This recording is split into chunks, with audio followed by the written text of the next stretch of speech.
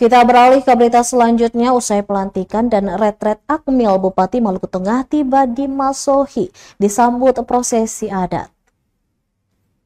Bupati Maluku Tengah Zulkarnain Awad Amir tiba di Kota Masohi pada Minggu 2 Maret 2025 siang.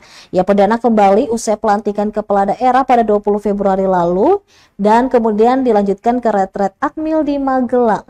Bupati dan rombongan tiba dengan kapal cepat torpedo di Pelabuhan Amahai sekitar pukul 11 waktu Indonesia Timur. Sesampainya di pelabuhan, ia disambut pemerintah negeri Amahai dengan prosesi adat.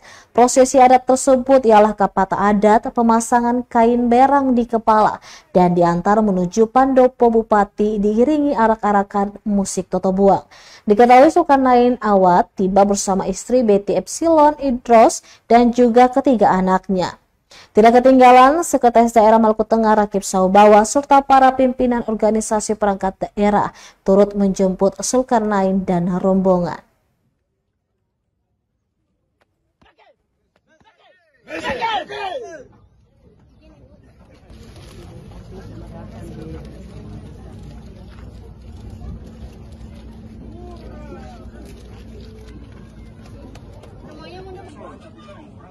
Abaya maina rombongan maina saudara rombongan murio. Yo ama tabe kau siwa tabe kau lima. Surga barakat. Yo, lu semua ibu. Semuanya mundur.